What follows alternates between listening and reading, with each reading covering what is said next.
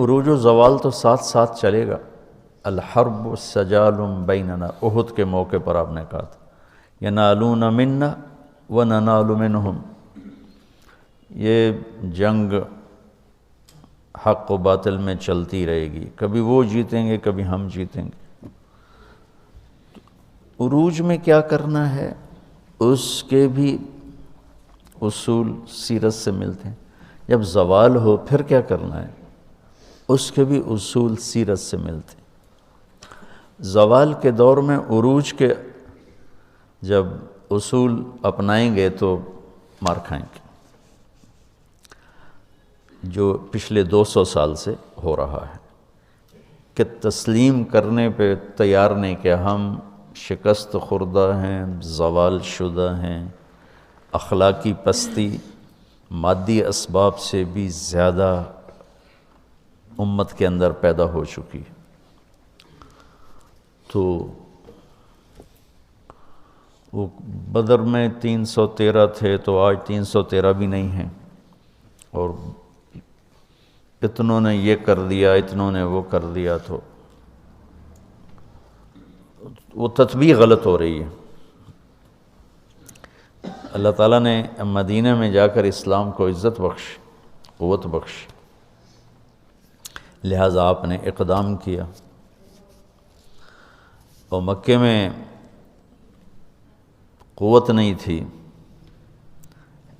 وجاہت نہیں تھی، اور خوف کا عالم تھا. اور علی جیسی اسد اللہ الغالب جن کو ٹائٹل دیا گیا اسد اللہ، ابو ذر رضی اللہ تعالیٰ عنہ جب آئے مکہ میں اجنبی بن کے، تو رات کو حضرت علی ان کو اپنے گھر لے گئے، کھانا کھلایا، آرام کرایا، پوچھا نہیں کون ہو کیسے آئے. اگلے دن پھر دیکھا حرم میں تنہا بیٹھے ہیں، وہ پھر ان کو لے گئے. اگلے دن پھر لے گئے تو پوچھا بھی تم کون ہو، 3 دن سے یہاں ہو، کس لیے آئے ہو؟ تو انہوں نے بتایا کہ میں تو وہ اس نبی کے بارے میں آیا ہوں. تو اتنی بڑی ہستی خیبر کا دروازہ اکھاڑ کے یوں پھینک دیا. فرماتے ہیں میں صبح تمہیں لے جاؤں گا ان کے پاس، اگر راستے میں کوئی خطرہ ہوا تو میں جوتا ٹھیک کرنے کے بہانے بیٹھ جاؤں گا، تم کھسک جانا.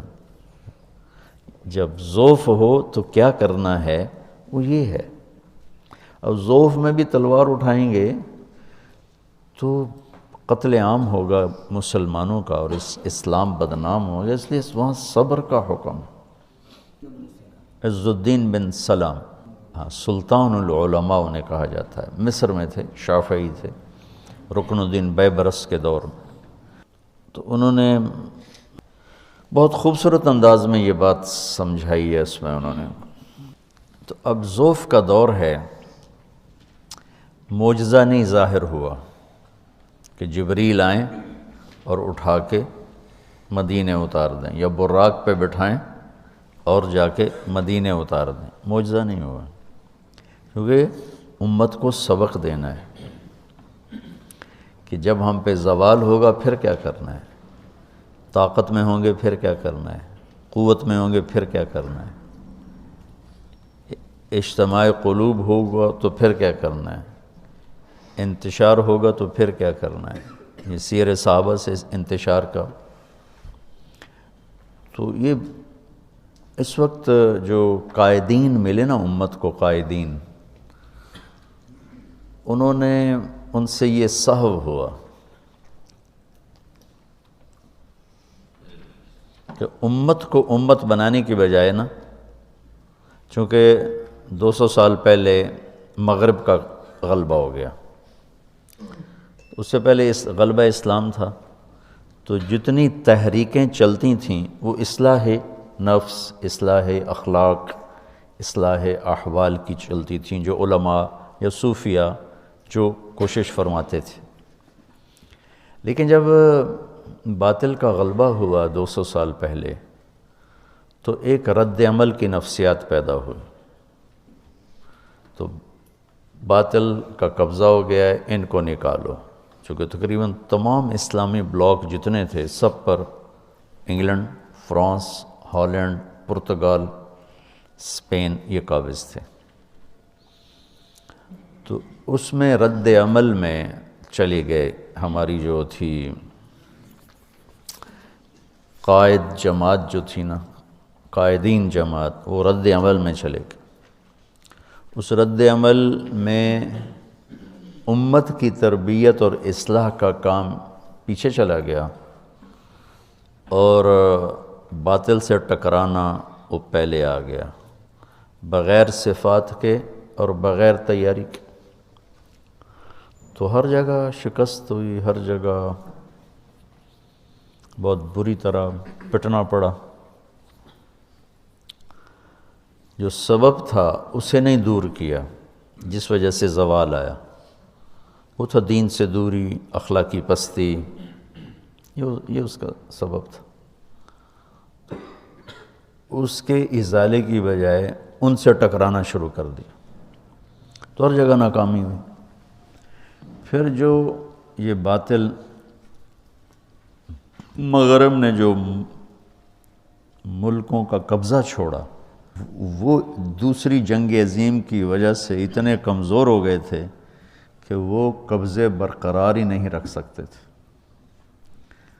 1940 سے 1945 5 سال وہ جنگ رہی۔ فرانس کا کتنی دنیا پہ قبضہ تھا، کتنا بڑا ملک ہے۔ جرمنی نے صرف 5 دن میں پورا فرانس قبضہ کر لیا، صرف 5 دن۔ پولینڈ پر 1 دن میں قبضہ کیا، آسٹریا پر 1 دن میں قبضہ کیا۔ تو جتنے ملک دنیا پہ راج کر رہے تھے ان کی جئی تئی پھیر دی جرمنی نے، یہ گھنٹوں میں فتح کیے۔ تو وہ اس قدر کمزور پڑ گئے کہ انہیں ان ملکوں پہ قبضہ رکھنا ناممکن ہو گیا۔ تو وہ چھوڑنے پر مجبور تھے، تحریکوں نے باعزت چھڑوا دیا کہ بھائی چلو بھائی آپ کا مطالبہ بہت زیادہ ہو رہا ہے تو ہم جا رہے ہیں۔ یہ بات کبھی بھی نہ جاتے، کون چھوڑتا ہے اپنی مقبوضہ جات چیزوں کو، کون چھوڑتا، اس قابل نہیں رہے تھے۔ لندن کھنڈر بن گیا، پیرس کھنڈر بن گیا، ہالینڈ کھنڈر بن گیا، جرمنی نے تباہی پھیر دی۔ یعنی سیرت سے استفادہ کرنے کے لیے صرف بھئی یہ حدیث میں آیا اتنا کافی نہیں ہے، تاریخ کو پڑھنا ضروری ہے، نہ چیزوں کو محل پہ نہیں رکھ سکیں گے۔ قرآن کا، سیرت کا، تاریخ کا، محل وقوع، جغرافیائی ماحول عرب کا، یہ ساری چیزیں سامنے۔ کتب علیکم الصیام، الف لام ہے نا، ان الصلاۃ کانت علی المؤمنین کتابا موقوتا، الف لام، اقیموا الصلاۃ، الف لام ہے، آتوا الزکاۃ، الف لام۔ تو فمن فرض فیہن الحج، الف لام ہے، ٹھیک۔ اور دوسری آیت کیا ہے؟ وَلِلَّهِ عَلَى النَّاسِ حِجُّ الْبَيْتِ، تو معرف بالاضافہ ہے۔ جتنے فرائض ہیں نا یہ معرف ہیں، معرفہ ہیں، ٹھیک۔ اور معرفہ متعین ہوتا ہے، نکرہ غیر متعین ہوتا ہے، ٹھیک۔ تو کتب علیکم القتال، الف لام کے ساتھ۔ ہر بندگی کو نماز نہیں کہتے، ہر خرچ کو زکوٰۃ نہیں کہتے، ہر بھوکا رہنے کو روزہ نہیں کہتے، 2 چادریں پہننے کو حج نہیں کہتے۔ ایک مخصوص شکل ہے، ایسی شکل جو اپنی پہچان کروا دے، اس لیے تو اس کو معرفہ کہتے ہیں۔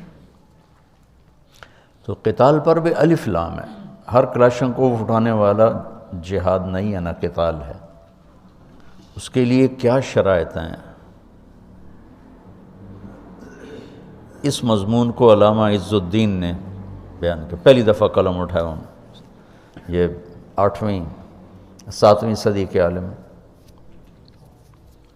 اور بہت خوبصورت۔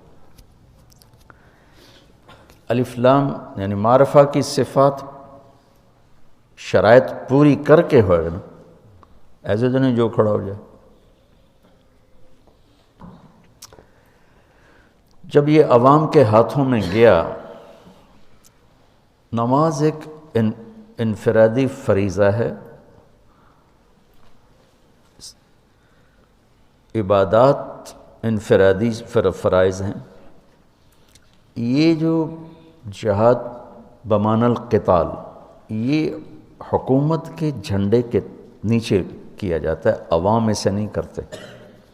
عوام کے سپرد ہوگا تو یہ نتیجہ نکلے گا جو نکلا ہے۔ تو ضعف کے زمانے کے احکام اور ہوں گے، قوت کے زمانے کے احکام اور ہوں گے۔ لارڈ کلائیو نے 3000 کے ساتھ سراج الدولہ کی 50,000 کی فوج کو شکست دی۔